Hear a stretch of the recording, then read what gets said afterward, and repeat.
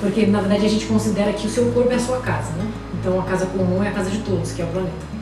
É porque eco é casa, e logia é estudo da casa. A gente está cercado de uma selva de pedras, né? E eu sempre procurava lugares que eu tinha essa paz, assim, né? Que tinha árvore, que tinha planta. Minha mãe sempre gostou, minha família sempre gostou muito de planta, do interior e tal.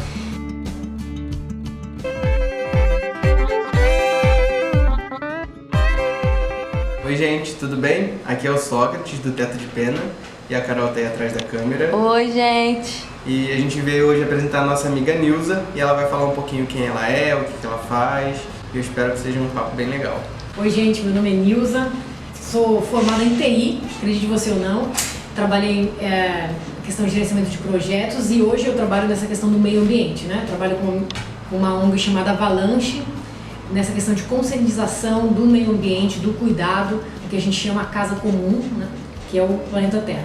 O mais legal, assim como eu disse, né, eu não venho de formação dessa área, mas foi muito orgânico. E eu cresci em São Paulo, mas eu sempre achava que eu era da cidade. Daí eu tive algumas experiências que eu fui morar fora do Brasil, fui morar primeiro na Nova Zelândia e lá, na verdade, é um paraíso, eu acho que até o Éden, lá perto.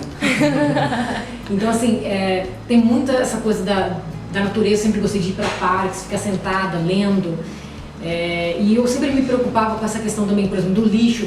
Desde criança eu via as pessoas jogando lixo na rua, só que era um pensamento um pouco utilitarista, porque eu pensava, as pessoas jogam lixo e vai poluir os rios, né? A gente usa aquela água, vai dar enchente. Sempre foi nessa questão um pouco de utilitarista, pensar no meio ambiente em função de nós mesmos, né?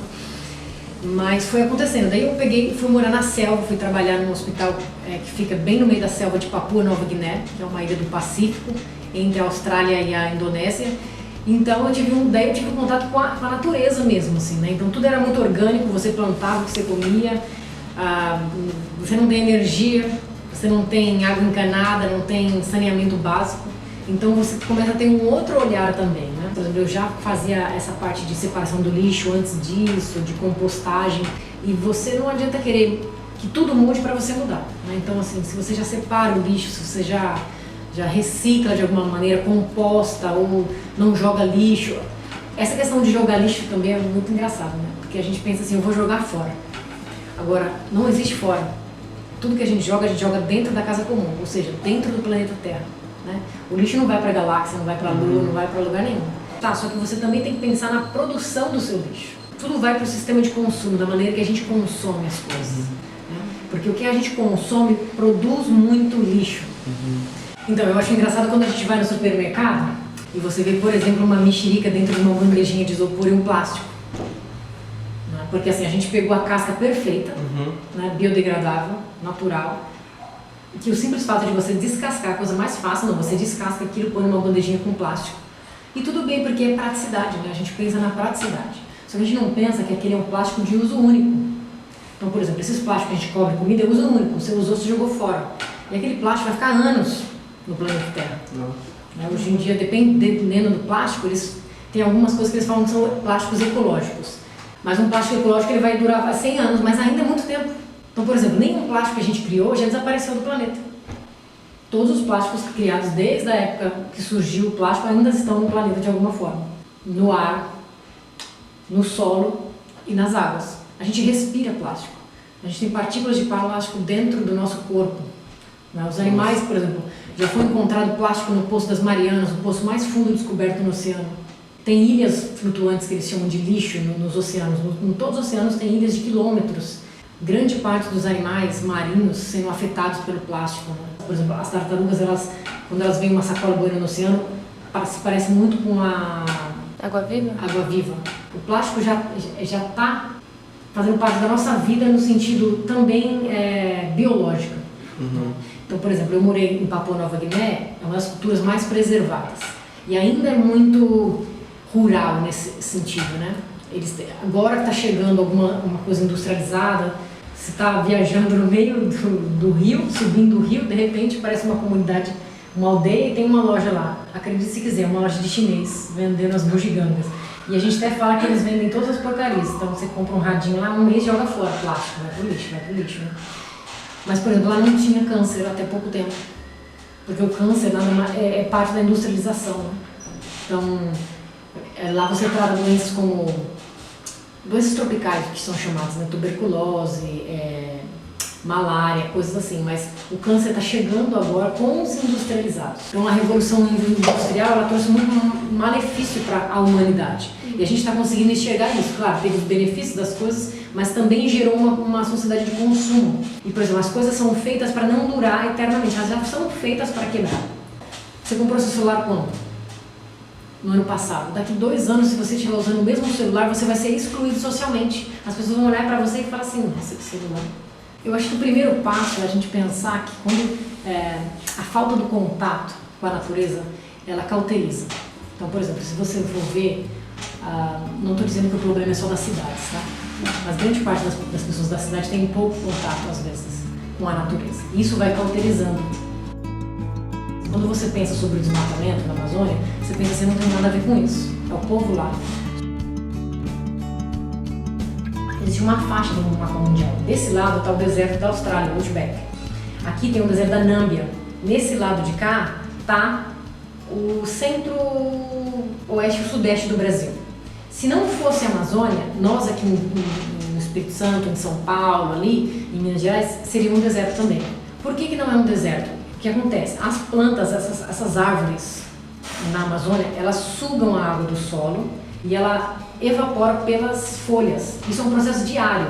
São quilômetros de metros cúbicos de água que todo dia sofrem esse processo da Amazônia. E ela vem descendo em todo... Aqui pensa no mapa da América do Sul, certo? A gente tem os Andes aqui. Ele vem descendo, ele não vai para o lado de lá, por isso que a gente tem o deserto do Atacama, por exemplo, nessa mesma faixa, por causa dos Andes, da cadeia dos Andes que separa. Mas esse rio ele vem descendo em todo o sudeste. Por isso que a gente tem uma área verde nessa faixa. Ele vem molhando. Vem molhando.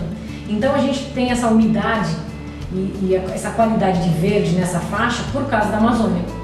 Por causa desse rio voador, desse fenômeno que tem sido estudado cada vez mais. As comunidades tradicionais têm muito conhecimento da floresta, das curas, além da gente ter que respeitar ele como o nosso próximo, que mais uma vez é um mandato bíblico, porque eu entendo que o meu próximo seja ele índio, quilombola, europeu, a gente também precisa respeitar eles, porque eles também têm muito conhecimento. Por causa do pecado de Gênesis 3, a gente teve uma quebra nos relacionamentos. Então, o homem com ele mesmo, o homem com Deus, né? O homem com a criação e o homem com o outro. Isso afeta todos os nossos relacionamentos. E a gente perde os mandatos. Então, por exemplo, a gente perde o mandato espiritual, que faz o quê? Que causa confusão de todo gênero, traz a idolatria, a perda da nossa identidade.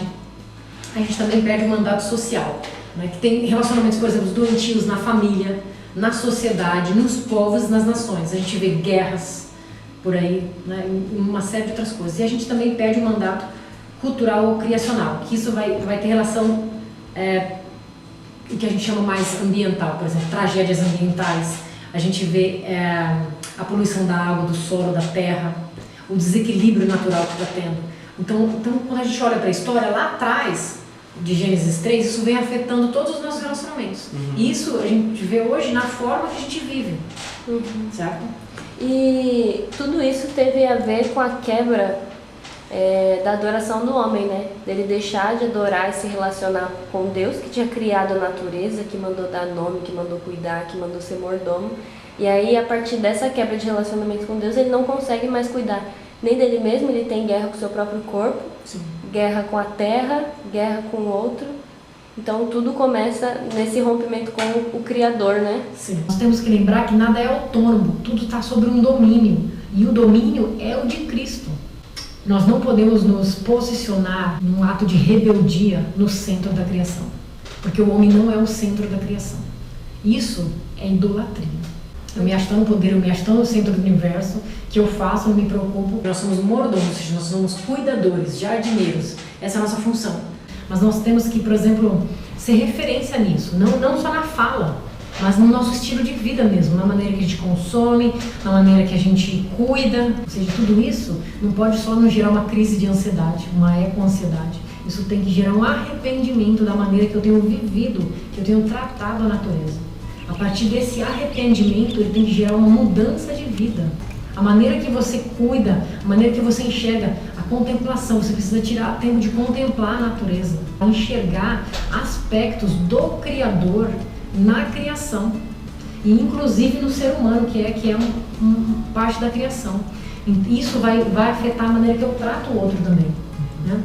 Não sei, mas você precisa disso. E daí você tem muitas coisas que você pode fazer, que são coisas básicas. Você pode plantar uma árvore, você pode ter planta na sua casa, até para ajudar você a ter esse olhar, esse cuidado da criação. Se você tem uma casa, você pode deixar, não precisa tacar concreto em tudo, deixa um espaço para um jardim. Cuida, incentiva as crianças, né? Se você tem criança pequena, você pode ajudar a criança a plantar uma sementinha lá e acompanhar o processo do crescimento. Você está fazendo uma reeducação. Pense nas políticas públicas, né? Corre atrás das políticas públicas. Se as pessoas que você está colocando no poder têm pauta ecológica, pressiona a sua cidade para ter coleta seletiva. Os catadores de lixo têm feito muito mais pelo ambiente do que muitos de nós, e até às vezes pelo nosso ministro. Que isso nada mais é que idolatria, vaidade do nosso coração, de achar que a gente pode fazer tudo que a gente quiser. Estou chamando vocês para repensar nas intenções do coração, né? E tem muito a ver com a proposta cristã. Legal, queria agradecer a você que ficou com a gente até aqui, agradecer a Nilza também, que topou esse desafio aí de falar um pouco e tal. Se você estiver interessado, a gente vai deixar aqui as redes sociais da Nilza aqui embaixo para você acompanhar ela e ver o trabalho que ela desenvolve. É isso, muito obrigado, até a próxima. Obrigado, gente.